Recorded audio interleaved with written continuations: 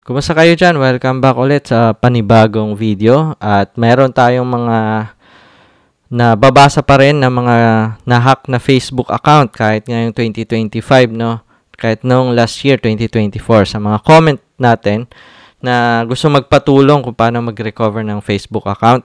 So, ito yung video para ngayon sa 2025.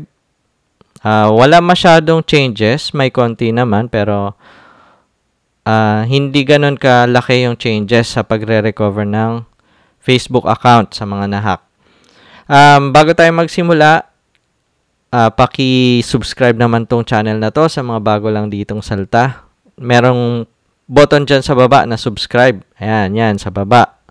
Makikita nyo yan, naka-subscribe pa yan, pindutin nyo. Then, merong notification bell dyan, click nyo din yan para laging naka-notify sa inyo na may bago tayong video. Ayan, proceed tayo. Okay, ang gagamitin natin ay laptop, browser. Pwede nyo gamitin ay computer, desktop, or laptop. Mas madali kasi mag-recover dyan. Pero, make sure na yung desktop or laptop or yung device na gagamitin nyo ay yun yung ginagamit nyo din sa pag-access sa Facebook account. Or, dati nyong ginagamit. Kasi pag hindi, medyo hassle yung pagre-recover nun.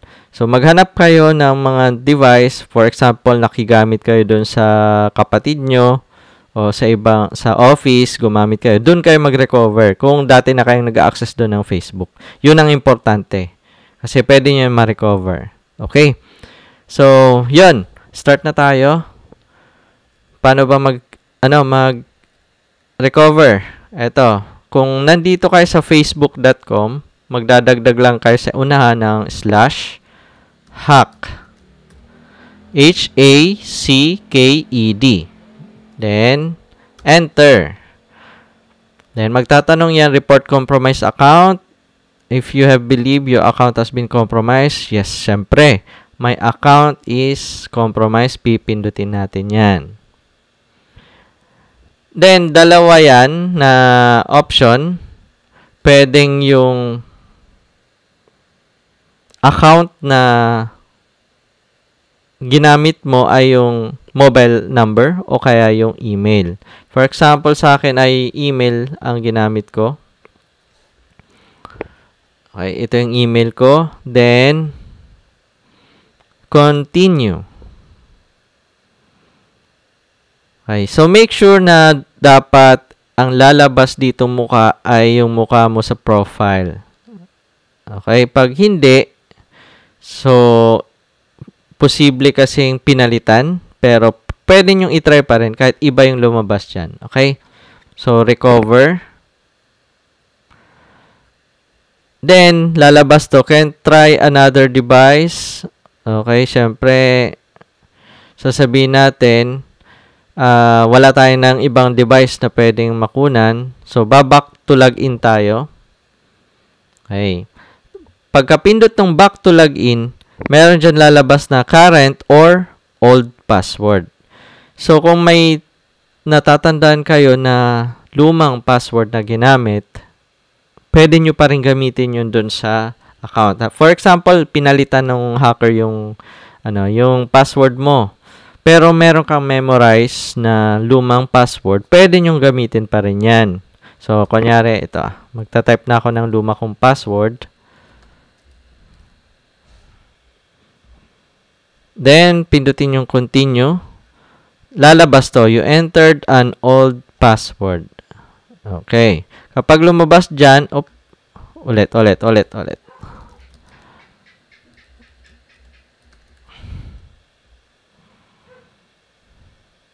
Okay.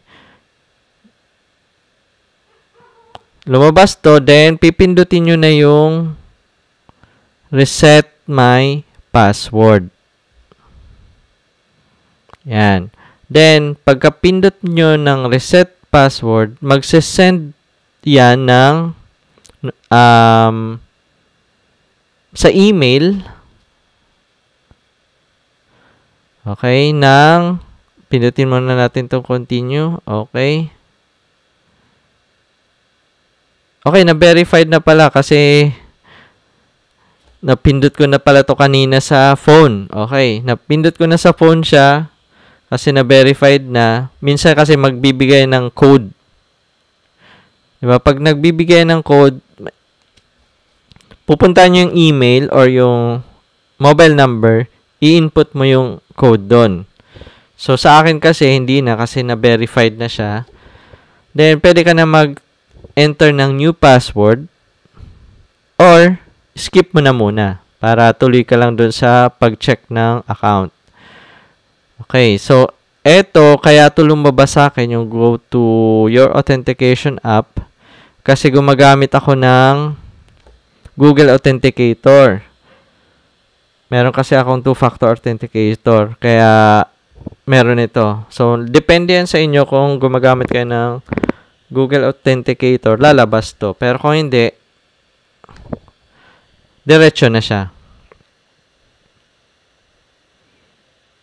Okay, nakapasok na ako. Yan. Hindi ko na pipindutin tong trust this device saka always confirm it's me kasi makakapunta na ako doon sa mismong page ko at may mga makikita na kayong iba.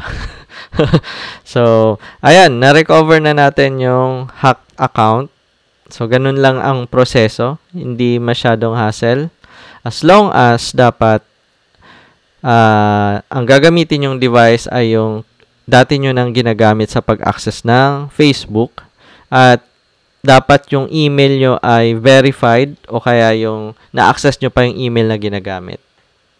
Okay, sana nakatulong tong video na to sa mga nahack ng Facebook ngayong 2025.